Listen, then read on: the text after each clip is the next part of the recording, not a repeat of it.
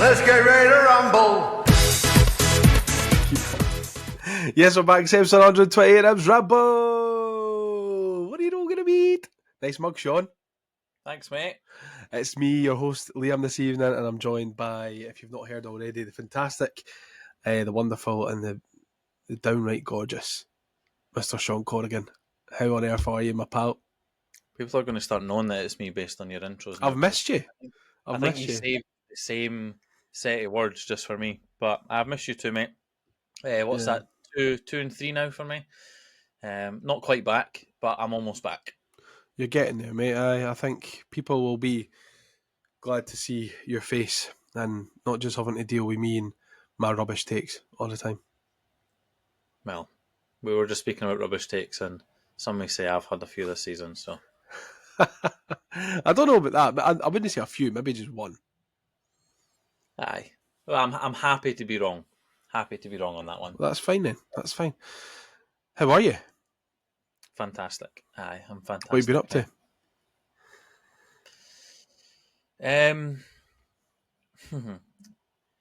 I was going to say something there, but I won't word it the way I was going to word it. I've been busy. I have been lifting heavy things, and I have been manoeuvring other things, and that's all that needs to be said. That's pretty vague, Shaun, but I like it. Well, He's an international man of mystery, is our Shaun. I was going to say shifting liquid, but then that might actually sound a bit too sus.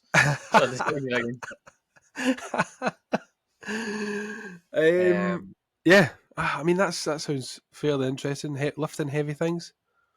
Yeah, lifting heavy tools, cutting cars. What else? Yeah, just doing heavy things. You're turning into a real superhero, Shaun. Thanks. As long as I'm a superhero in your eyes, that's all that matters to me. You've always been a superhero to me, to be fair. I've always looked up to you. Apart from when we're together and I'm looking down at you because you're just a wee guy. I was going to say I've always been taller than you, but I don't think that's always been the case. I don't think that is true, no. A couple of wee bits of news before we get into the episode. Obviously, last night, Sunday night, was the PFA Player of the Year Awards, and Hibernian came back with 2 fantastic awards. Jack Iredale winning PFA Goal of the Season and Grant Scott winning PFA Women's Manager of the Year. Now, Grant Scott and Hibs Women are sitting second in the league at the moment. I tried my very hardest to understand what happens in the Women's League after the split, and I think it splits at 22 games and then it's a further 10 games after that. So I think they're second at the moment, behind on goal difference, and I think there's about 10 games to play. So there's every chance that Hibs could bring home the league flag in the SWPL this year. It would be deserved. I think the transition that Grant has overseen again, this transition, in my opinion, probably been harder than the last time when he took over and when he was at the club. So he's done very, very well to get the group where they are and competing once again, which, based on what we were doing years back, it's good to see again. It's tough because obviously Celtic and Rangers are pumping the money in now, and Glasgow City have always been quite a big force, so it's kind of like a wee underdog story a little bit. You know, the sleeping giant Hibs coming back to the top of the league and stuff, and you know, winning against Hearts. Hearts have always helps. Hearts have been good as well. Hearts have put some money into it as well, and they've improved massively in the last couple of seasons as well, which is unfortunate to see. Oh well, fuck them. Not enough money that they could have got a win over Hibs ladies at the weekend. Fuck them. And someone else who couldn't get a win over Hibs was actual men's Hearts, and that's how Jack Iredale won his PFA Goal of the Year. Now, I was looking at the nominees earlier on, and I thought, you know, that must have been an absolute difficult one to call. There must have been votes for all over the shop. Akil Wright had a really good one up at Pittodrie. Topi Keskinen had a rocket against Dundee. Cameron Carter-Vickers, the one at home against Kilmarnock, was an excellent strike as well. But I think that Jack Iredale's, because of the magnitude of the game and just the kind of added weight that an Edinburgh derby brings, it's probably the best of the lot. I don't think it's the best strike. Don't think it's the cleanest strike out of the nominees, but I think it's the best goal when you look at it as a whole, in terms of not just the strike in the goal, but in terms of the match and what it meant in the league and stuff. And I can understand why he's been given it. Yeah, I was going to say it's maybe a cop out because we've got no players in the team this season, but the goal is voted by Fans, everybody. Aye, yeah. whereas the team is voted by players, so it just means the players hate us, and rightly so, considering we were on a 17 unbeaten run. Yeah. I actually had to Google who Akil Wright was when I seen everyone ranting and raving about his goal last night, and it is a very good strike. Although you can't really see it properly because of the snow. But I just so, know that he hits it from far out. so that deducts points Yeah. from it. Toby Keskinen's is a good strike as well. Kevin Nisbet's is okay. Kevin Nisbet's is wonderful. Like, yeah, I mean, listen, I think we can talk a little bit nicer about it this week because we're 3 points ahead of him. But that was an excellent goal. I mean, to be off balance and get it into the top corner from there, and to guide it the way he did was really, really good. I prefer Eggman's than Kevin Nisbet's, Mm. just for sheer enjoyment of the goal, and like visually for me that goal is better. But I just like that it's rattled so many people. Mm. Yeah, And I think I don't get why. I think people have maybe got a little bit of a bee in their bonnet about Hibs this season because we've maybe been a little bit of the media darlings for once in a very, very long time. Perhaps people are not liking that. I don't know. I think the media for a start haven't always really enjoyed Hibs doing well. Well, since we sacked Jack Ross, really, wasn't it? Yeah, I don't know if that's just Hibs fans that think that, or if other people can see it as well. That's how it certainly comes across. But for me, like the magnitude of the goal, the game, the technique. Let's not forget the keeper that you're having to beat as well. I think if you From that angle aye, to go I across know, him.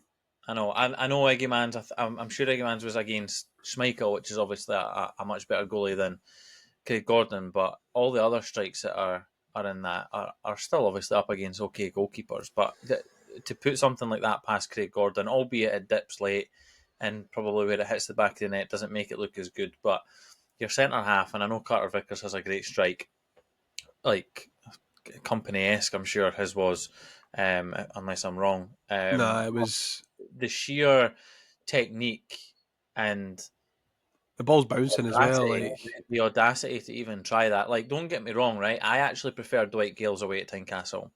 Dwight Gale's away at Tynecastle for me is more technically harder to do because of the weight of the touch and the way that he's open up your body. Whereas I think we jobbers, like, I'll say it ourselves, to make you feel better, could 1 in 100 do a couple of Jack Iredales. That's not to take anything away from Jack Iredale's strike. I think it's absolutely tremendous. But I think the Dwight Gale one is technically more difficult to do, and more obviously it's just as enjoyable because both of them, made or us beat winners Hull. against Hearts. Well, we can maybe Aye. put that to the test on the 14th of June at World of Football, Sean. What the Or Dwight Gale? Salmon's. No, either the Dwight Gale or the Jack Iredale.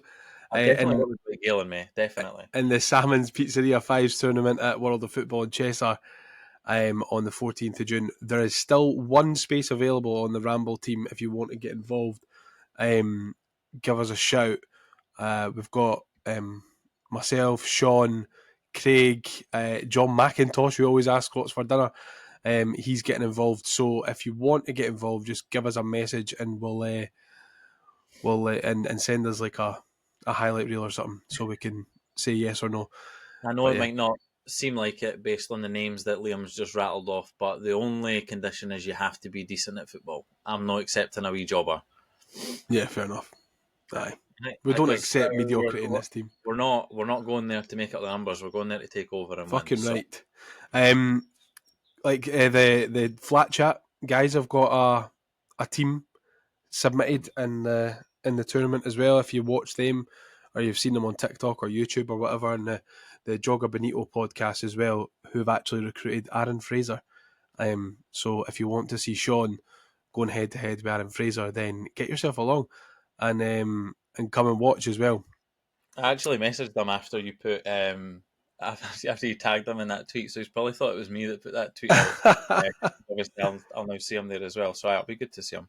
Oh well, good to see him up close. Don't get it fucking up him.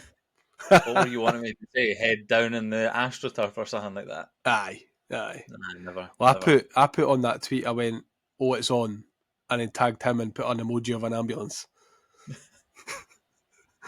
So I mean, ambiguous, but he gets it. I just want him to be trembling when we come up against them. Trembling like you do when I play that quiz intro. Yes. Nah, Aaron's a good lad. I'm looking forward to seeing him, and he makes fantastic content when we win. Yeah, he sure does. Moving on to us winning, another win at the weekend, bouncing back after a fairly disappointing performance and an even more disappointing result at Pittodrie the week before.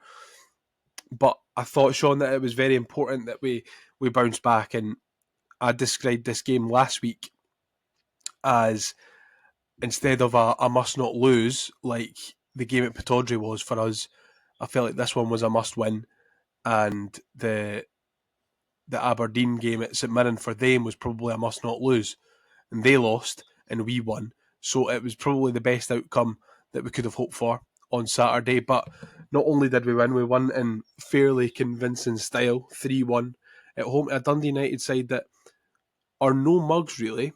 I know they'd just come off the back of a 5-0 scalping from Celtic, but you're thinking that we have kind of struggled against them a wee bit this year to break them down. Were you surprised to see us cut them open so readily, so easily, so early into the game? Yeah, I thought it was going to be quite a cagey opener, and I thought that's what they were going to try and make it. I would say Jim Goodwin tries to do that when it comes to Easter Road, but recent history would say otherwise to that. At least he's kept his job this time round. He left out the main door rather than over the sideboard. Aye. I expected it to be tough. I expected them to put up a low block, and I think they tried to do that initially with the way that they set up, but it clearly obviously wasn't working, hence why they then just tried to match us up with the shape a wee bit more with the changes that they made. But they kind of had to after we took that lead. And listen, Martin Boyle, it counts. He's one closer to 100. Doesn't matter how they go in.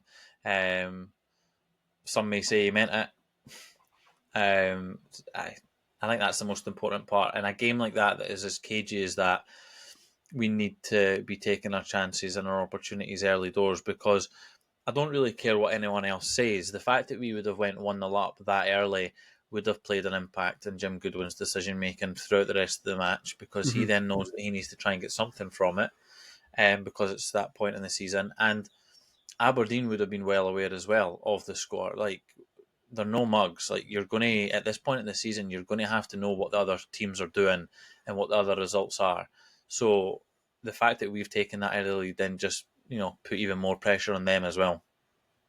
Mm-hmm. Do you think that the fact that we started with Miko and Hoylett over Campbell and Bowie helped us a little bit? I think that we're playing a similar sort of shape, but someone who I thought would have made a real difference at Pittodrie if he'd come on sooner would have been Junior Hoylett, and he had a really, really good through ball for the first goal.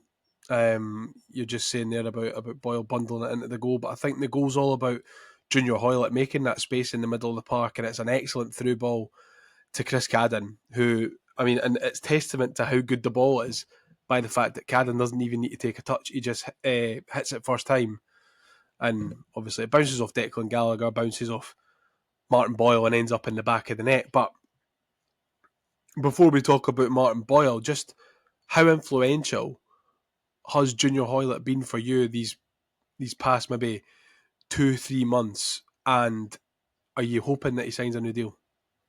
I'm hoping him and Gale extend by another year, and I think we stand a right good chance if we finish third and we get that Well, I European. told him in the Albion that he's to sign a new deal. Hi, I'm sure he'll not be against signing a contract that means he's going to get money. Who would think about doing that? I think the experience that those two bring and the level of exposure that they have on the park as well as off the park has been pivotal, and probably a key reason why a lot of our younger players have been able to cope with the pressure that has came with the unbeaten run that we've had this season. Teams of the past, especially when we went like a goal behind, would have crumbled. And even this season, earlier on in the season, we did do that and we were chucking leads away. But the fact that they have that little bit of quality that is needed. Sorry, an Aaron Fraser lookalike just walked past my window. Really threw me off. That it's evident that they've still got quality, not to obviously give us 90 minutes week in, week out, but for certain moments, which we see later on in the game when Dwight Gale comes on as well. So I do agree that Hoylett should have been given a little bit more of an opportunity last week, but throughout this season, I can't really have too much complaints with how David Gray's utilised the older and more experienced players. Yeah, because more often than not, it's worked out. absolutely. I know he was in the Albion after the game on Saturday, and there was chance of 1 more year, 2 more years, and then Paddy, who we were with, shouted at him 4 more years, and you can ride my wife. And then at what point he turned around and he was like, "Nah, so I'll just leave it." I think. Aye, I'll not sign any deal. He was like, "I'm on my way back to Aberdeen." Aye, I'm leaving now. No, first goal, of course, yeah, it bounces off Martin Boyle, but like you said, he's one more closer to 100. They all count, and it's just it's where Martin Boyle's at the moment with the form that he's in. These things seem to fall kinder for you if you are in the form that he's in, and thankfully it did, and it went in the back of the net. But another one that we probably need to get tied down. I feel like we talk about this every week about Martin Boyle's contract situation, but it's becoming increasingly apparent that we really need to get that sorted ASAP. I don't know. Like, I want, unless it comes through the horse's mouth directly, I won't believe anything until it comes out of the club. But a lot of people seem to think that it's done, and with Really? a lot of contract deals get done a lot earlier than when they're announced. Like the Lewis Miller one, it wouldn't have surprised me if that was announced, if that was done a while before it was actually announced. Obviously, I hope that the Boyle one is, and there is truth to it, and it is done or it's close to being done. I think he deserves it based on his lengthy service at the club, what he's given to the club. Even on this season alone. As well as what he's done this season, I think you can't really get a better development story in a player than what Martin Boyle is. And like I mentioned the other week, he's still obviously the biggest joker in the training centre, but when he crosses that white line, he's got that armband on. He's a different animal. So he definitely deserves it. It's just a case of whether what we are offering him is acceptable, whether it is a length of contract or whether it is wages. He's obviously spoke that he wants to explore Australia at some point. What was he, 32? I think he's ages with me. So if we gave him a 2-year deal, that would take him to 34, and then he still would have offers and opportunities in Australia. Yeah, absolutely. Because I mean, you got to think about World Cup as well, and probably same with Junior Hoylett. They're going to need to think about if they want to be in the World Cup squads. If Canada and Australia get there, they're going to need to be playing. And at a good level. Yeah, and Martin Boyle has got an awful lot of recognition playing at Hibs for Australia, if that makes sense. So if you're him, would it be worth the risk to move somewhere else, especially if it was to a bigger team, say, not get the same amount of minutes, and then perhaps not make the World Cup squad, considering they missed the last one through injury. Yeah, I think that'll play a massive part in his decision making. I think his family, and from a home perspective, that'll make a key point as well. It's more about timing for him. Listen, he'll definitely want to try and hit that 100 mark as well. So, if he maybe doesn't hit it this We need him to season, stop scoring now. then that could be a wee bit of a blessing. If he's definitely wants to hit it, then he can hit it next season. I don't think he'll hit it before the end of the season, if I'm honest, because what's he on? He's got another 4 to go. He's got 4 to go, and there's 3 games in it. I think he'll finish the season on 97 or 98. I think he'll just be a couple short, but it would be great if he is here next season. I would love it. I would really, really love it, and I think all the Ramblers would as well. A lot of them seem to think he will be here next year based on the polls that we've put out on our Instagram. Well, I hope so. A lot of people seem to think he'll hit the 100 mark this season as I well. hope these geezers are right. But surely, Shaun, you would tell me if you knew something, eh? I've just said everything that I know, mate. Fair enough. I've said everything that I know. Fair enough. I ain't starting any rumours. I would make that clear. Yeah. There was a little bit of sustained pressure from Hibs after the first goal. Before we scored the second, there was a really good chance from Kukarevich and Hoylett that forced a really good double save from Jack Walton. Dundee United were at 6s and 7s really and all at sea defensively, and it's not really something that we've really seen an awful lot from Dundee United this season in terms of their defensive work. I feel like a Jim Goodwin side is based on being fairly solid at the back, and you just didn't see any of that on Saturday, and we kind of took advantage of it. Probably should have had another goal, maybe another 2 goals before half time, but going in at 2-0, was a fairly good return, and it was comfortable. Anyway, they didn't really trouble Jordan Smith that much in the first half, but second goal is an absolute calamity from a Dundee United point of view. It's a ball up the park, I think, from Walton, and it's headed on, finds Triantis, and it's the most hit and hope flick I've ever seen in my life. Adebayoga, flat-footed, so slow to react. And, I mean, Mikola Kukarevich isn't the quickest player on the pitch, but I tell you what, Adebayoga made him look like fucking Mbappe.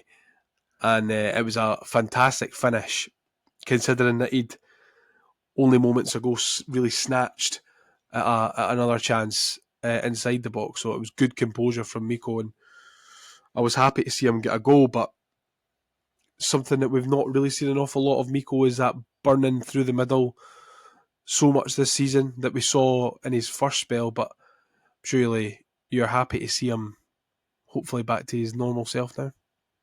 Yeah, I'm happy when anyone's scoring goals and Hibs are winning. Doesn't matter whether it's Miko or I was going to think of some Diddy, but we've got a fantastic squad at the minute. So, yeah, do you know what? He deserves it. I know he has bagged a couple of goals in the last 2 or 3 months. Not as many as he would have liked either, but then again, his minutes haven't been probably what he would want as well. Especially feeling the pressure of Kieran Bowie coming back as well.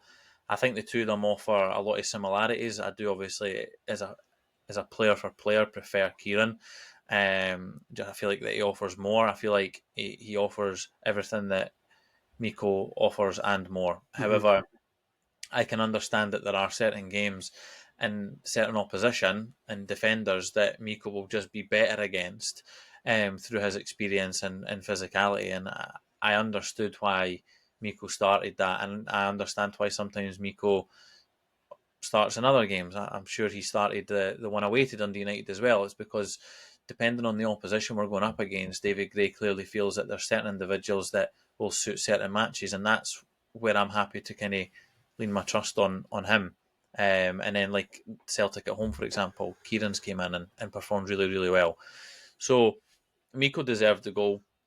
I don't know if Miko will be starting at the weekend. However, if he does, he'll deserve it based on his recent performances and getting the goal. But you could then look at Kieran and think, that might be suited for his game as well. Miko's one of these. I think he's certainly taken a little bit of stick from myself anyway on the podcast. And I did say it last week that I do take it back, because I feel like in the last few weeks he's really been performing at a really consistently good level. I thought he should have started against Aberdeen at Pittodrie and have Kieran coming off the bench. But that it was the sheer energy and how much he hassled the Dundee United defenders at the weekend for me. He never gave them a moment to breathe from, for the whole of the first half. And I think it was maybe about 65, 70 minutes where he got subbed off. And I mean, I'm surprised it even lasted that long, because I would have been blown at my arse after about fucking 2 minutes if I was doing what he was doing. And I just thought he was excellent. And his off the ball play is equally as good. And I think that is something that he doesn't get an awful lot of credit for, because it's not sexy work. It's not scoring goals, but he's a really good strike partner for Martin Boyle. And I think people are maybe slowly starting to realise that Miko is actually offers a lot more than what meets the eye. And I certainly have had my eyes open to that. And if Miko was in here, I would profusely apologise to him, because he could probably batter me. But I think a lot of people forget that, yes, we're playing two up top, and yes, you want both of them to score, but they're both going to get asked to do different jobs. And exactly, yeah. Even when Kieran comes on and replaces Miko, or Miko comes on and replaces Kieran, they're not going to get asked to do the same level of job. So I think people will forget that they will have a certain level of instruction given from David Gray, and they will try their best to execute the plan that he has set out for them. The fact that Miko has been good against Dundee United at points this season would have given him the confidence to go into the game at the weekend with the same level of confidence, knowing that he can get the better of these defenders. So there will be times where we as a support will get frustrated with him and many other players. But I think we need to remember that they'll be getting asked to do a certain job when they're on that pitch, and we need to hope that the job that they are attempting to do or are doing matches what David Gray's asking. And if that takes a wee bit more away from him getting clear-cut chances and the opportunities to score, but then it allows us to have that extra body dropping deep to get on the ball, or flicking things on for Martin Boyle, or creating more space in behind for Martin Boyle to run onto, then I'm all for it. Yeah. It's just understanding the role of that individual. It's all about the balance, though, Shaun, and that's from back to front as well. And I feel like we've really nailed that this season. And I think we've been lucky as well, because for the majority of the season, I know we were without Nicky Cadden for a while, and we were without Kieran Bowie for a while. But for the majority of the season, we've been able to keep those really important players fit and consistently playing. And I think that's been a real key factor in the turnaround and form, and how long we were able to keep that run going for, and then being able to then react on the back of losing. But yeah, halftime came and halftime went, and Dundee United expectedly came out swinging, and had maybe about a 10-15 minute period at the start of the first half where they were, the start of the second half where they were looking a wee bit more dangerous. Jim Goodwin had made a couple of tweaks at half time to get a couple of more attacking players on the park. I think it was Trapanovsky, is that his name? And yep. Glenn Middleton that came on either at half time or shortly after. And these did cause us a couple of problems. Jordan Smith making one of the best saves I've ever seen from a Hibs goalie from point blank range from Adeboyega, and I say point blank, it was genuinely about a yard, maybe a yard and a half out, and he saves it and he smashes his head into the post. And I mean, Jordan Smith, what a guy! Seriously, he's definitely riding on a high at the minute, as are a lot of players in our squad. I think obviously when he signed, he couldn't have been more of a definition of a backup goalkeeper based on his career up to date. And some keepers are happy with that. They're happy to just go club to club and be a backup goalkeeper and never really get called upon. But the more games that Jordan has played, the clearer it's been that he's grabbed his opportunity with both hands and done very, very well at it. Quite literally. Exactly. Listen, he had a shaky start. I don't know if I still, for me, based on absolutely nothing other than maybe snobbery, think that we as a club could do better. But I think a lot of fans are probably like that with a lot of players in every position, not just in goals. But if he continues to play at the level he's playing at, then I'm absolutely delighted. If he's pulling off saves like that, then I'm absolutely delighted. We obviously get very unfortunate with the goal itself, and Miko's very unlucky that how the ball bounces and he misses it, and then they obviously get their goal. It's a shit goal to concede, but we're not really at fault in any way. I wouldn't say. It's just an Well, we're talking unfortunate about that goal. off air, weren't we? About Aye. how you so often say it's poor goals to concede, but I don't think that we defended the corner terribly. If Miko connects with the clearance, the ball's up the other end of the park, and it's just unfortunate that he's swinging a miss Yeah. at the ball. It's actually quite funny when you look at it, and then Trapanovsky's Johnny on the spot to fire it home, but I don't think it's particularly a really poor goal to concede. I don't think David Gray will be having sleepless nights about it. Mikola No. Kukarevich might have done if whenever went on to win the game, but it's one of them, and I think it's water under the bridge. I don't think it's anything Yeah, I to think worry about. I think for me, what the most important thing was is when we started that second half and they got that goal back, it looked like we were potentially going to struggle a wee bit. We weren't kind of coping, and Dundee United were coming on top a wee bit more. And for me, again, David Gray needs to get his flowers for the changes that he's made because he's understood that and made the right changes. Maybe he could have done it a wee bit earlier, but regardless, it obviously worked out all well in the end. So he made the changes again, being the right changes, and it swung the momentum of the game back in our favour, and we started to get back on top and create a wee bit more chances again.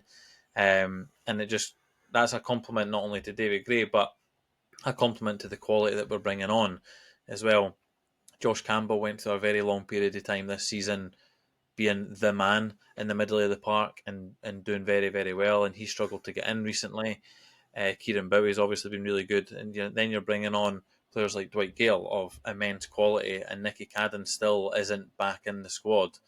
And then you've got Lewis Miller, who's been in and out the squad in key and important games. So we made the right changes at the right times. David Gray was able to understand that we needed to kind of nullify the Dundee United threat and there from an attacking sense and get back on top, and that's exactly what we've done. Absolutely, and I think you can't talk about nullifying the Dundee United attacking threat without again giving massive credit to those three centre halves. I think especially Jack Iredale was absolutely excellent on Saturday. He was everything that was coming his way. He was cutting it out, breaking up attacks. Rocky again outstanding, and Warner Hora maybe a little bit shaky against Aberdeen, but no sign of nerves on Saturday, which was it was good to see Hora back to his self that maybe we saw at the start of the season. Again, yeah, I think we need to talk about our learnings from the Aberdeen game, and I know we're talking about that a lot, but I think it's important to say that yes, we did maybe look a little bit under the cosh, a little bit under pressure after Dundee United scored, but the difference between Saturday there and the game at Pittodrie is that I didn't see us looking panicked at all. Whereas the game against Aberdeen, I felt at the back were maybe a little bit panicky. There was a couple of rash decisions made at the back and in the middle of the park, and we weren't really getting the ball forward into positive attacking areas. But we were doing the complete opposite on Saturday, and albeit, yeah, we were still one goal to the good. But I mean, if you're not on it, this is a top six, and anything can happen. Thankfully, we we were on it, we were miles on it, and we created more chances. Obviously, we got the third goal at the end, but testament to the players back to front, really. Yeah, do you know what? And hindsight's obviously a wonderful thing. I feel like I say that every other episode that I'm on. But watching the Aberdeen game at the time, I thought it slightly, but I was obviously hopeful that we would get a result. The Aberdeen game felt to me that the pressure of just keeping the unbeaten run was maybe getting to the players subconsciously in regards Mm-hmm. to their decision making, and at times we were maybe looking a bit too passive, and then when we did have an opportunity, we were rushing things, and it felt like to me, and I've watched the highlights back since as well. It looked like against Aberdeen, it was more of a we need to keep this run going, and obviously you do want to keep it going, but when you're hitting 16, 17 games unbeaten, the decisions that you make when you're maybe 5 or 6 unbeaten are different to when it's 17 games. At that point, it just felt like we were just trying to do everything we could to make sure we kept the run going rather than Mm-hmm. focusing on the goal, which is to win a football match. And at the weekend, I know it's easy to say because we got beat by Aberdeen, then we went and beat Dundee United, but at the weekend, to me, it just looked like the shackles were off the players a wee bit again, and they seemed a wee bit more freer, and they had that release, or the handbrake was off. I don't know how many, what's the word I'm looking for? Cliches. Cliches I can get in there in one sentence, but that's what the weekend looked like to me, and I think that will play in our hands because I don't see us losing to Celtic. Yeah, well, you said that, didn't you? To St But Mirren, in our pre-split review before we played Aberdeen, you said that we would lose one game post-split and it it won't be wouldn't be against to Celtic. Celtic. Yeah. So I mean, we're on course for that. 2 games in, we have lost one game. Yeah. Well, it wasn't to Celtic. Correct. You're talking there about the shackles being off, etc., and that's exactly what Mark touched on last week. He gave his very finest Teddy Butcher impression and said that because we've lost, the fear of losing isn't there anymore. You know how Teddy Butcher said it's better to concede early to not then have the fear of conceding early. I So mean, Mark's quote is definitely a lot more filled with more quality than Terry Butcher's is. Terry Butcher's clearly taken a few too many junts to the head in his time. yeah, Um, I am Mark correct. And that's exactly what the point I'm trying to make as well. and yeah, I mean, I think it's so daft to say it because if we'd have won last week and we won on Saturday and like all the results had stayed the same on Saturday gone, that would be us. Like they wouldn't be able to catch us. So it's daft to say that, but I think in the grand scheme of things, when we've got Celtic to play, Rangers to play, St Mirren to play, who have been really tough for us this season, St Mirren, I think it's probably a bit of a release for the players and a little bit of a chance for them to have a wee bit of pressure off them because that must have been serious pressure. 17 games unbeaten, and then like the longer it kept going, the pressure must have just kept building and building. But the players could sit there and say that it wasn't a thing and they were using the momentum from it. But if you're, I don't know, Lewis Miller, for example, and you're sitting at right centre half and you've got boys running at you for 90 minutes, subconsciously you and other players in that park are going to be thinking, fucking hell, I need to make sure I give my absolute all to make sure we don't lose and Mm-hmm. keep this run going. All the players would have been doing it. But yeah, like I said, we'd lose one, it'd be to Aberdeen. Or well, we'd lose one and it wouldn't be to Celtic. I don't see us losing the other three, if I'm being perfectly honest. I think we'll draw both the Old Firm games and we'll beat St Mirren in the midweek, and I think that is what will obviously take us over the edge, and it'll be party mode last game of the season. I think if we get a draw at Celtic there and Aberdeen get beat by Rangers, that's it. And I know mathematically that won't be it. Yeah, I think but they'll I get don't something. think I don't think Aberdeen would then catch us. Yeah, I think they'll get something against Rangers. If I'm being honest. They Yeah. So it then puts the pressure back on us to try and get something against Celtic. Yeah. Not ideal. Just before we wrap up on the game, the third goal, the legendary Dwight Gale, gets himself on the score sheet once again. Steve Bruce will be absolutely fuming. It's really good work initially from Kieran Bowie to slot Josh Campbell through. It's a poor cross initially, and then Josh Campbell gets the ball back. And what I think he's really added to his game this season is an extra level of composure. And Josh Campbell of old maybe would have swiped at that and tried to get the ball back in again. He takes a touch, he takes a second, he looks up and sees Nicky Cadden out on the left. And Nicky Cadden with a textbook standard, excellent ball to the back stick, and Dwight Gale's there to head it home, and that's 3 goals, 3 points up the road. A very pleasing way to end the game.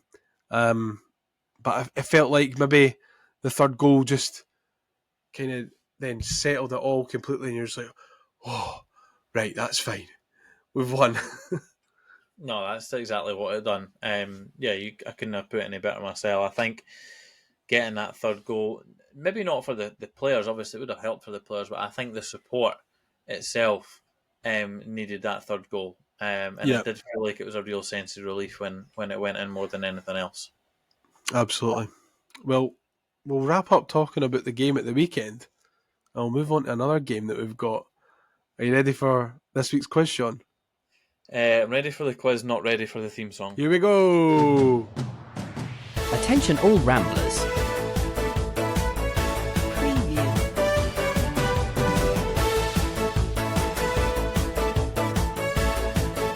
Don't go anywhere because it's Ramble quiz time. It's Ramble quiz time. So this week we've got a brand new quiz devised by myself this afternoon, and it is all devoted to our favourite Hibs TV commentator, Mr. Cliff Pike. Oh, sorry. It's called Cliff Pikeisms, which I have now realised after saying it on the podcast probably isn't the best name for it, but Cliff Pikeisms is what it's going to be called. I have got in front of me 5 goals that we've scored this season that I'm going to play Cliff Pike's commentary from Hibs TV. I've bleeped out the names of the players. It's just the commentary of the goal. And Shaun here has got to tell me the scorer, the opponent, and what goal it was. So the first goal, the second goal, an equaliser, a winner, etc., etc. Now, I do have an example for you, Shaun. Okay. That I'll start you off with. So this is your example. You're not getting any points for this because I think you'll get it completely right. But this is your example question. Nicky Cadden picks that out beautifully. He's got time, can measure the cross. He does. Hearts will get it clear. Hit it. Chance here, Dale. With the left foot! Wow! I love this because it sounds like he's saying something dirty. Is it Dwight Gale, Tynecastle 2-1? Yes, it absolutely is. No, of course not. It's Jack Iredale. And he's sensational. I'm going to get my excuses in now and say that if I do well here, that proves that I've not went to a lot of games. Whereas No, it proves that Cliff Pike is an incredible commentator that describes the game perfectly. Because obviously if I'm at the games, I'm not listening to the commentary. So I know, but you're listening to it back afterwards, aren't you? You're watching the highlights and stuff. Yeah, I do that every week. Right.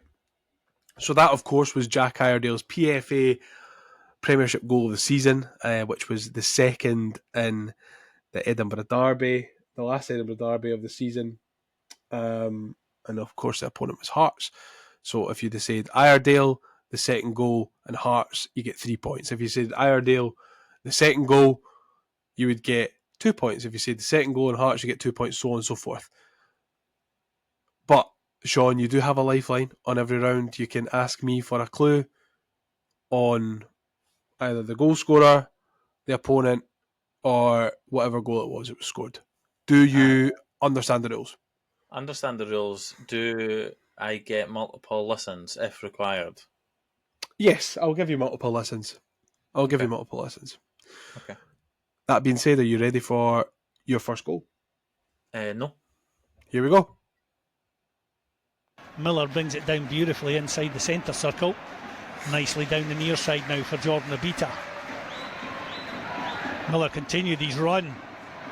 He's got a chance here, takes a touch, edge of the area, cuts it back. Chance, it's 2-0! What a finish that is, and what fantastic work from Lewis Miller. Absolutely. All the credit goes to the big Australian there, Stuart. Yeah, I couldn't agree more, Cliff. Stuart Lovell and Cliff Pike clearly having a bit of a love-in for Lewis Miller there. So, I can picture the goal. I can give you a clue that one of the points is literally in the commentary and I forgot to bleep it out. I'm trying to. I can actually picture the goal. Would you like to hear the commentary again? Yes. Okay. Miller brings it down beautifully inside the centre circle. Nicely down the near side now for Jordan Obita. Miller continued his run.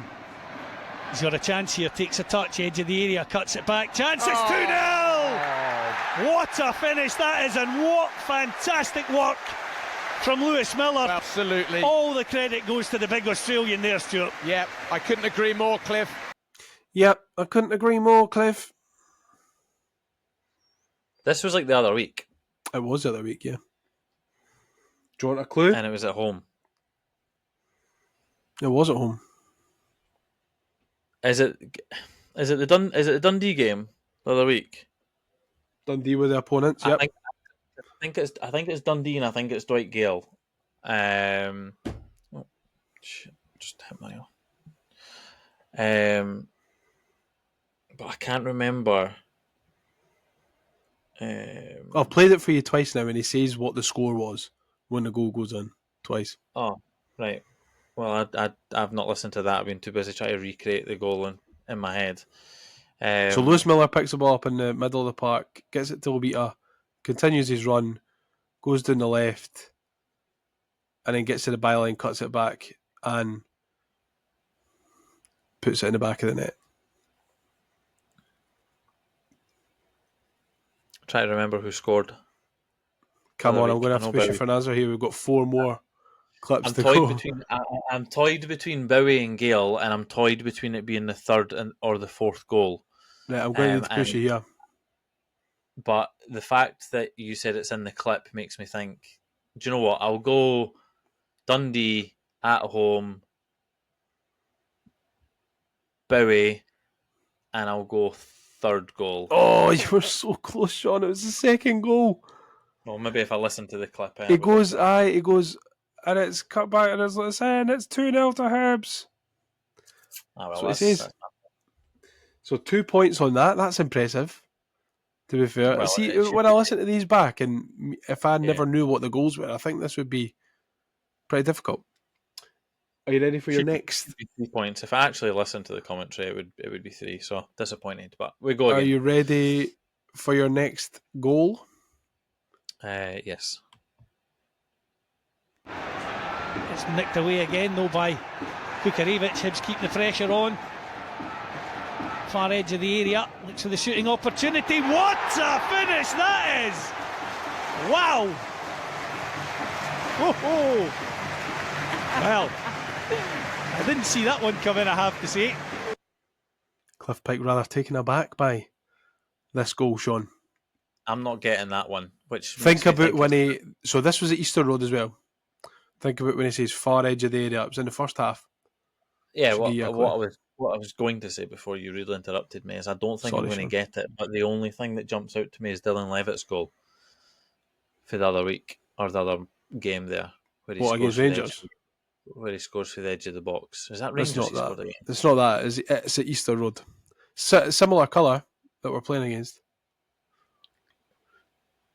It was an absolute zinger.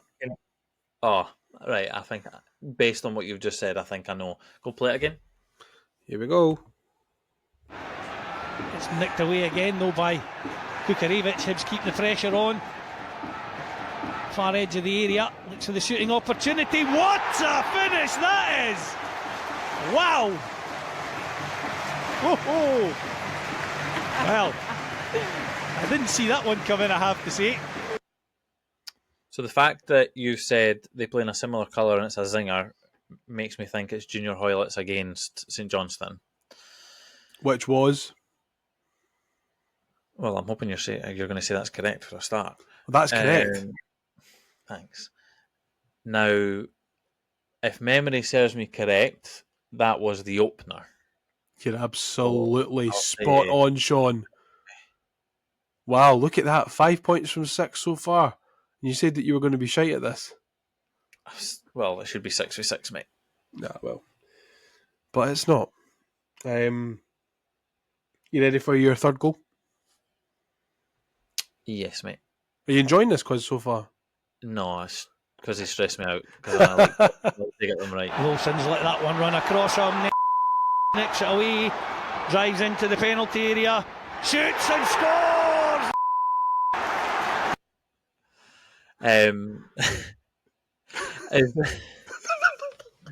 I think I've done you so dirty with this one. You think you have? Do you want to listen to it again? I do want to listen to it again because I've got some. Wilson's let that one run across him. Nicks it away. Drives into the penalty area. Shoots and scores! Why do you think you've done me dirty there? Because you can't really hear an awful lot. I Like think it's description of the Nectar- goal, but I think there's enough there. I think it's Nectar trying to say his Motherwell. at You're home. absolutely spot on. And do you know why? It's because you've no bleeped it out well enough, and I can tell that he goes to say Nectar Triangle. Does he? How can he tell? Listen. Wilson's let that one run across him. Nicks it away. Drives into the penalty area. Shoots and scores! That's The first one you can hear him going. He goes away. And Big Nectar scored the second one, I think, in that That's game. absolutely right, Aye. mate. You're flying through this bit, eh? That's why I started laughing as soon as the clip started. So you were laughing, thinking that you were doing me dirty, and I was laughing because I know this one straight away. Well, there we go. You ready for your penultimate goal? Go for it. Nicely out to Put that in, Boiler. Martin Boyle. Ball whipped to the back post. It's a great delivery. Yeah! Flags up for offside. Well, this will be checked by VAR right at the death of the first half. Yep, the goal's been given. Hibs lead by 2-0. Second of the afternoon. Oh.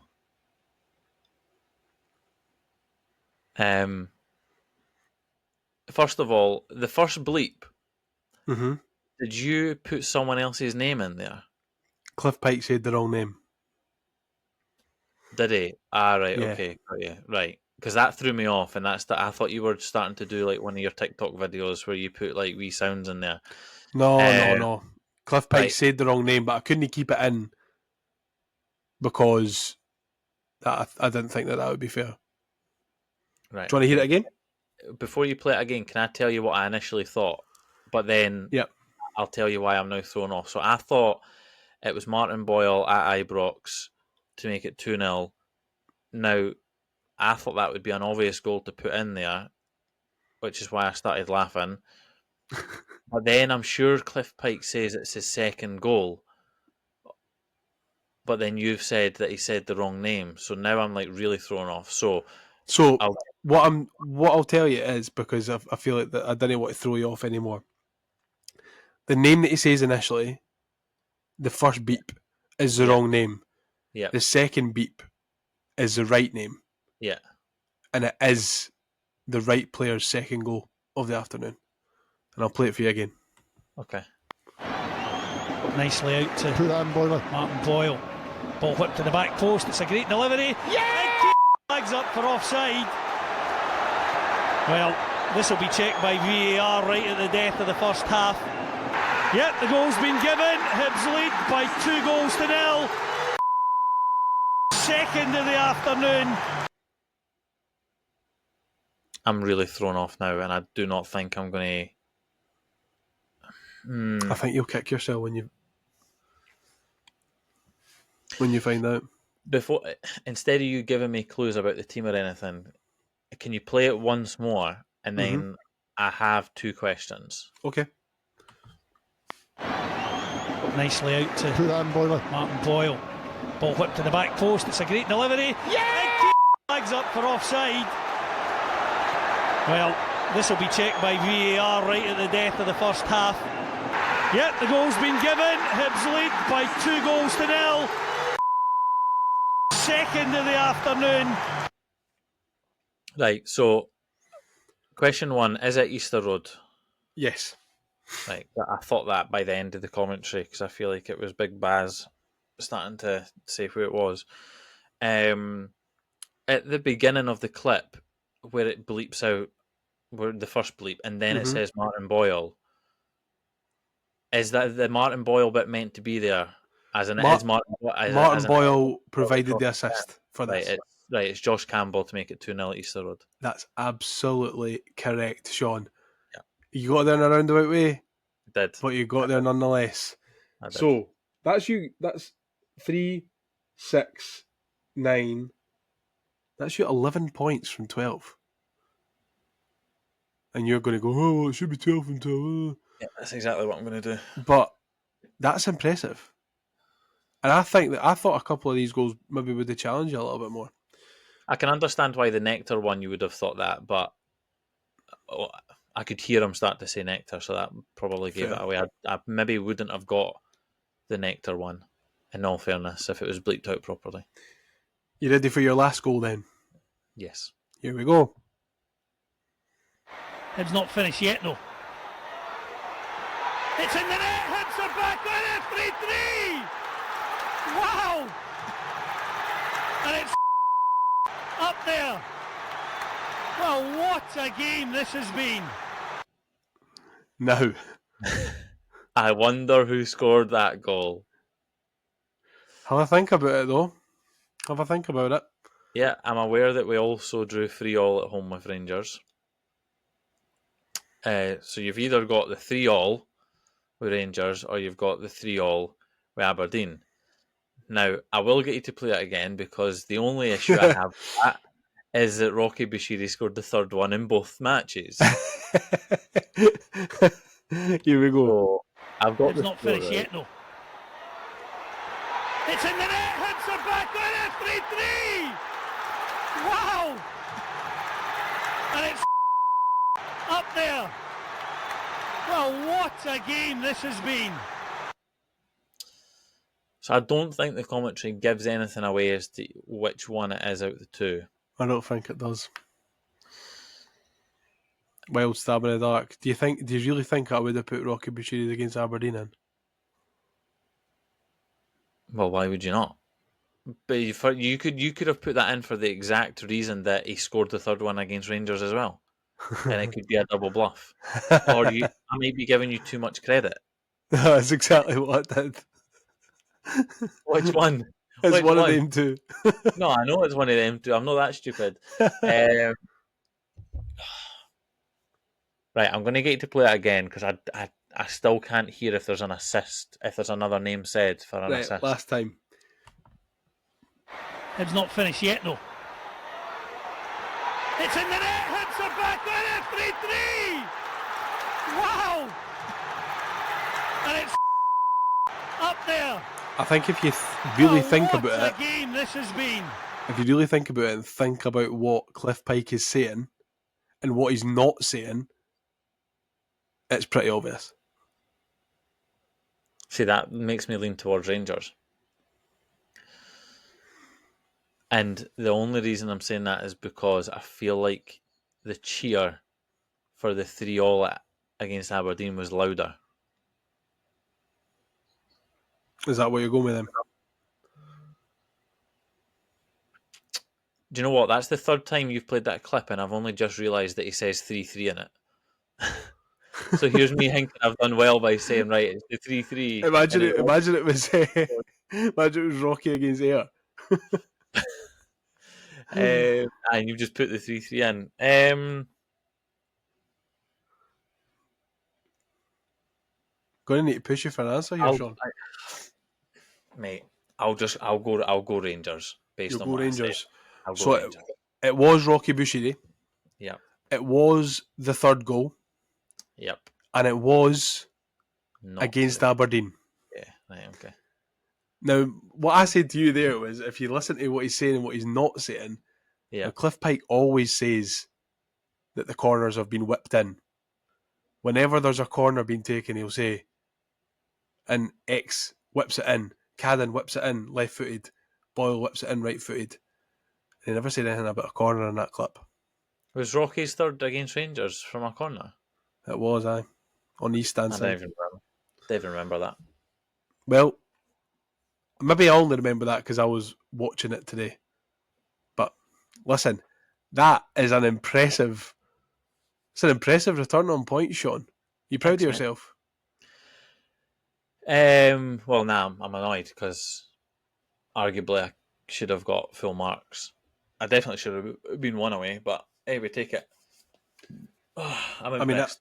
I think if you were playing along at home, let us know what your scores were. Cliff, if you're listening, provide us with some more good commentary lines so we can do this again.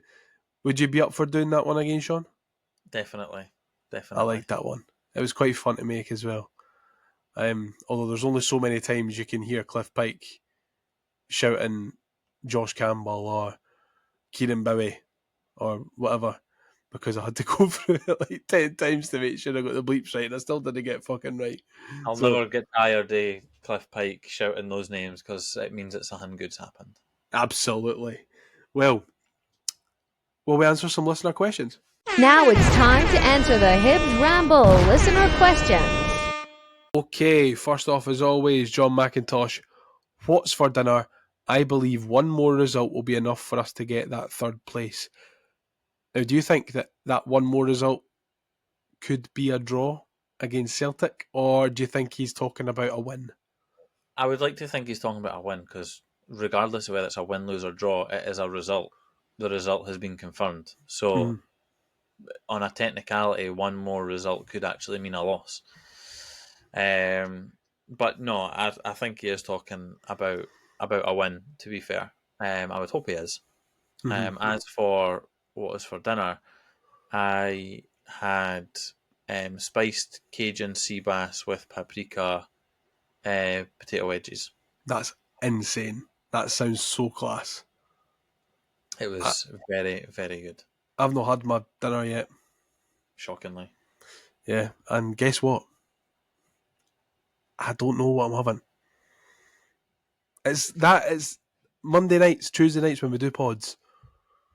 It's Bairns to bed, set the pod stuff up, do the pod, edit the pod, and then if I can be arsed after that, have something to eat. Which it might just be a crisp sandwich or something. Well, if it's on Warburton's bread and it's a decent packet of crisps, then I'll allow it. I love crisp sandwiches, what I man. won't allow is this. What, cats licking their balls? My cat's sleeping, so Balls deep. yeah, he's not licking his balls at the moment. Next up, Colin McLennan asks, was David Gray robbed of Manager of the Year, or was John McGlynn a worthy winner? Now, I think, taking the green tinted specs off, you could probably say that John McGlynn was a very worthy winner. Back-to-back promotions. Obviously went invincible last season with Falkirk and won the league. I mean, I want to say fairly comfortably. They did their very best to chuck it towards the end, but they were, a result away from winning it 4 or 5 games from the end of the season. So I think McGlynn's probably a worthy winner. That's really impressive, considering that Livingston were in there, Ayr were so good for a lot of the season, Partick started to pick up as well. So, yeah, what David Gray's done is incredible, don't get me wrong. And I think if it was up to me, I probably would have given it to him just because Hibs. But John McGlynn has done an excellent job at Falkirk. Yeah, I'm going to contradict myself here and say that I feel like recency biases maybe came into it when it's clearly not, considering. No, that light is too bright. Um, Considering how poor Falkirk have been, I do think Falkirk, like you said, did do their best to try and chuck it. But to come up, yes, they'd spent too long in League One. To come into the Championship and ultimately, up until maybe 2 months ago, absolutely, stroll it. Mhm. I do feel like they do deserve it, and the football that they were playing was good as well. And it'll be refreshing to have them up, as much as I despise them as a club. Now, Aberdeen will have a little bit of a grumble because they made it to a League Cup semi-final. I think they're in the Scottish Cup final, and they are pushing us for third, albeit they were league champions in October. Mhm. And obviously they've then had the fall off. So that's kind of where the recency bias, I feel, does come into it. I think David Gray has done a fantastic job. However, the Aberdeen City players have also got it in them to go on runs like that and then fall apart like they did for Barry Robson, I'm sure, a few seasons back. Barry And still Robson and Jim up Goodwin. there. Aye. So I think it's great that there's discussion around our manager being manager of the year, because it means that we're in a good place and we've done something right. You could then argue that we should have been doing better considering the amount of points that we've chucked from a winning position this season. So I think John McGlynn is a good favourite, or a good winner, should I say? Sorry. And And I also, think I think if you're looking at it as an outside perspective from Scottish football, if you're looking at Brendan Rodgers of Celtic, you're thinking, I mean, he's won the league, boring, he's on course for a treble, but boring. like any team with that sort of budget does that, right? Yeah, David Gray, great story, club legend, but I think for purely back-to-back promotions, and I know it's not based on what he did last season, but for his first season, I think in for Falkirk's first season in about 5 years, back in the Championship, to win it is pretty impressive. And I know that they've had financial back in and stuff, but I mean, it's you've got to win games and score goals to win the league, and that's what they've done. So I think it's a fair the representation for Championship's John such a McGlynn. tough league to get out of, and I feel like it's Yeah, getting tougher year on year. Like Wraith were like on the brink of coming up last season, or being close to coming up last season, and they're nowhere near and, it this and year. then and then are nowhere near it, and almost made it into the playoffs this season. So, and then Falkirk have came up and, like I said, up until a couple of months ago, scooshed it. So, yeah, deserved, unfortunately, but Yeah, it's specky the baldy jumbo bastard, but lesser of two evils. Like, who do you want to come up? Do you want Falkirk or Livy? Well, I'd rather have neither, but I also don't want Ross County in the league either. So, do you know what I mean? I don't know if Livy will end up coming up through the playoffs. Do you think they've got the minerals? I'd like to see Partick up. Nah, Partick are Partick there. are absolutely dug meat. I would I take know, it. but it's just a different stadium to go to, isn't it? Yeah. And that's my only reason for being like, oh well, I think I would rather have had Falkirk up than Livingston, purely just because I've been to Livingston so many times, and I was I I'm was bored of it. hoping Wraith were going to get into the playoffs and be in with a shout. I want Ayr to come up, and it's nothing to do with Scott Brown. I just think it'd be something different. Um, Such a I good also stadium. I don't want Livy back in the league. But I feel like out of the clubs, Livy would probably stand a better chance of staying up. Yeah. And I don't want that. So yeah, I'm happy for Falkirk to come up. They've obviously been trying for years and not been able to. Um, and it's somewhere different to go. Well, not different, but because we were there recent. Well, I say recent Yeah. years, but yeah, you know what I mean. Grangemouth, lovely place. Next up, Gav Dick says, great result. Defensively so solid, and Jordan Smith with some vital saves. Did anyone see Sam Dalby? Rocky had him all game, IMO. Really hope he signs a contract.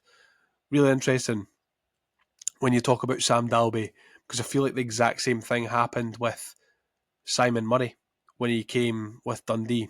And, we were maybe a little bit wary of these players who have been so vital for their respective teams throughout the course of the season and scored so many goals to come up and maybe give us a little bit of a problem. But I feel like the defence really dealt with Simon Murray when we played Dundee, and I honestly don't think Sam Dalby got any change out of any of our centre halves on Saturday.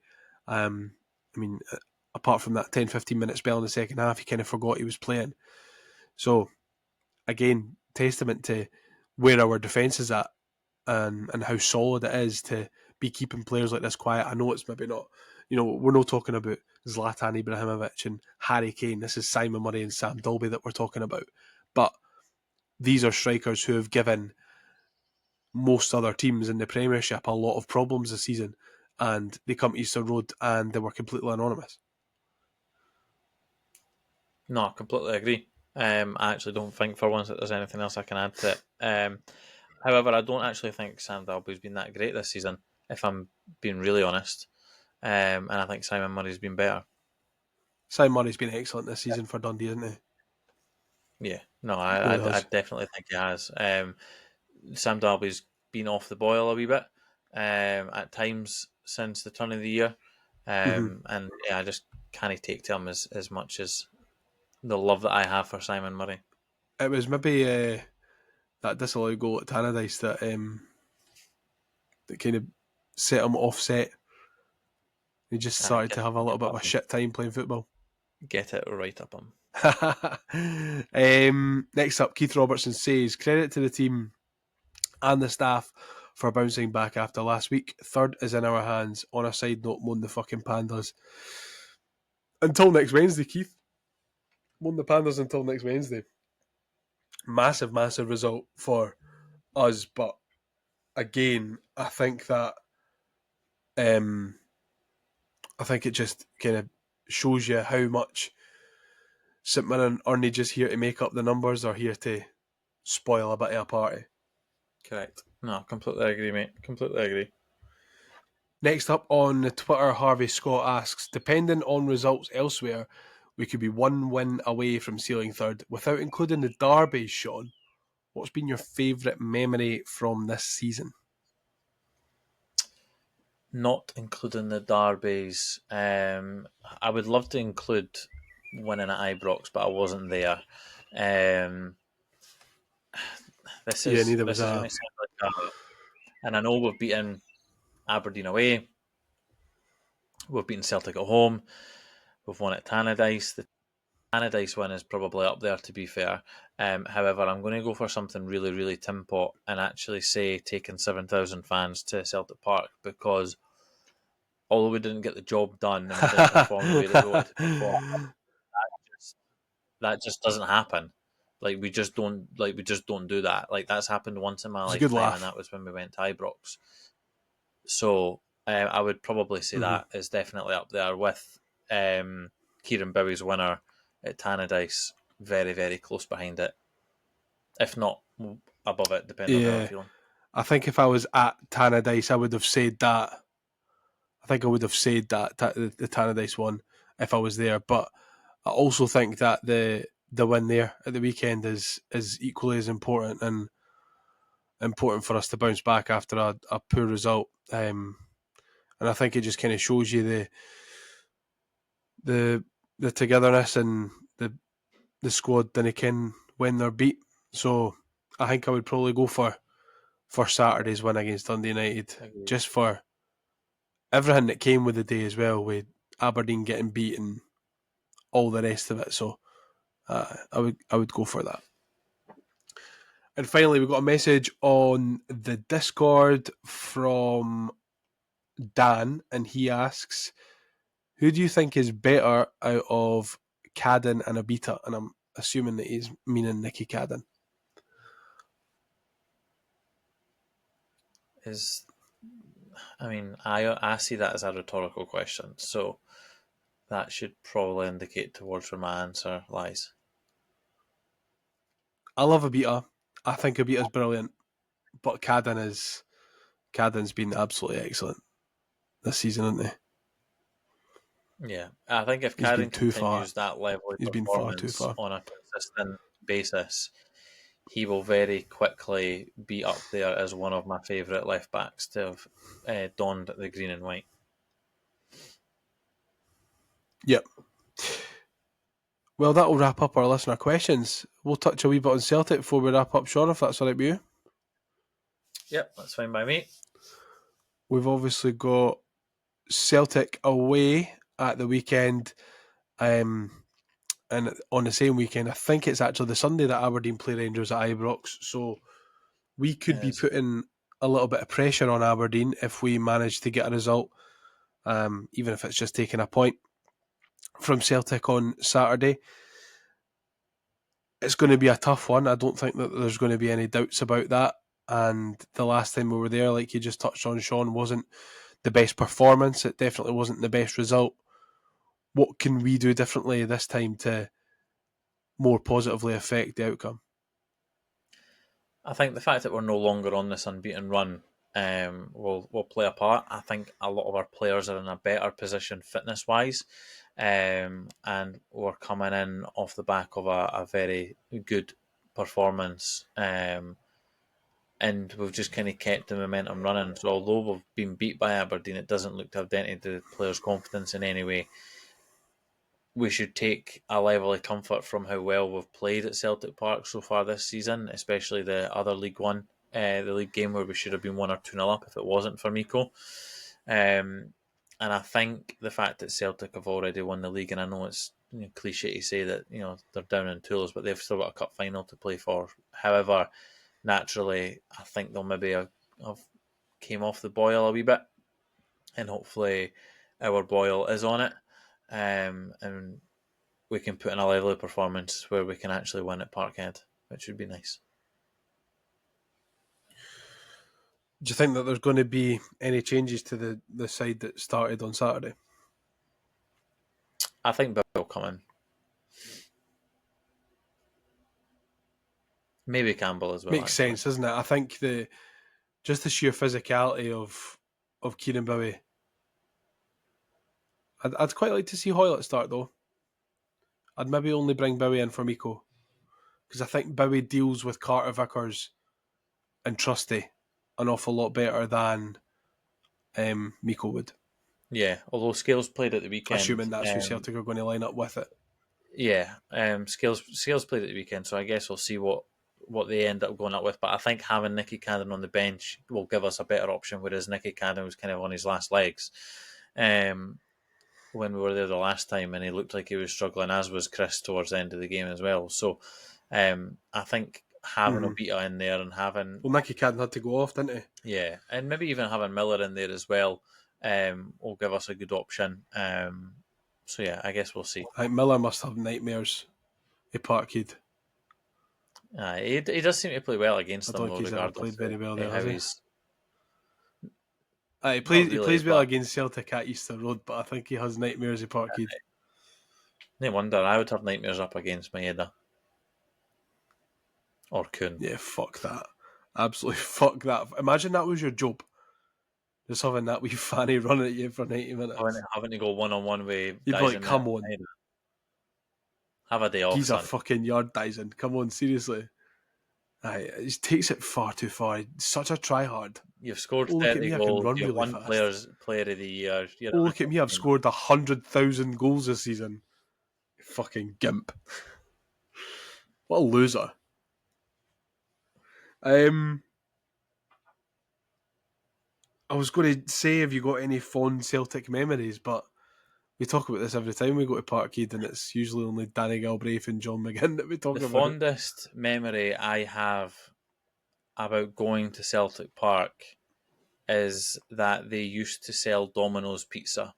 So every time I would go to an away game... You've said this before, I think. Every time I would go, I would get a Domino's pizza, a wee 10-incher at Celtic Park. And that would be the only highlight in my trip. And it always seemed to be a night game that I was going through there and getting a Domino's as well. Was it good, the Domino's? It was all right. Was it like actual Domino's, or was it just like generic pizza in a Domino's box? No, it was actual Domino's. That's quite mental. When did they stop doing that? I don't think I've ever been to Celtic Park and they've done that. Let me check. 2 secs. Maybe 2018, maybe 2019. What's the date? Really? It's not got the year on that ticket. I was looking at the ticket, but I couldn't see the year on it because conveniently I don't have my Celtic tickets at the front because we never fucking win there. Maybe 2018, That's okay. 19. Oh wow! I don't think I've ever seen Domino's Pizza at Celtic. It's a bold strategy, though. Well, they clearly don't do it anymore. Maybe we should do When I that, was but there we. for the Scottish Cup game. They didn't do it then. Yeah, I was absolutely minced at the Scottish Cup game, so I can't really remember anything, to be honest. Maybe we should do that, but with £2 pizza slice. Get them in house. Be better than what's there. I do like £2 pizza slice. It's class, eh? Big fan. It seems like a good place to wrap up, though, doesn't Especially if it goes it? again. Yeah. So, if you have got this far, thank you so much for listening. Shaun, thank you very much for joining me for the last hour and a bit. It's been a pleasure talking to you again, especially after a Hibs win. If you don't already, get us on socials. If we are on a social, we'll be at the Hibs Ramble. You can get us on TikTok, Facebook, Instagram, Twitter, all the rest of it. Yep. Make sure you like and subscribe to the podcast wherever you get your podcast, on Spotify, Apple, on YouTube, or whatever. And again, if you are interested in joining our team for the Salmon's Pizzeria Fives tournament, we've got one space left. So if you want, you can give us a message and we'll see about getting you involved. But all that's left for me to say is I would usually say I'll catch you after the Celtic game, but I'm not going to be here next week. I'm going on holiday to Morocco. So you might catch Shaun and co between the Celtic game and the St Mirren game, or you might just get one ramble next week. Yeah, we'll see you next week at some point, whether it's after Celtic or after St Mirren, reviewing both the games and looking ahead to the final league game when hopefully we've already got third wrapped up. But all that's left for me to say is we will see you later. Yeah. Bye. Let's get ready to rumble.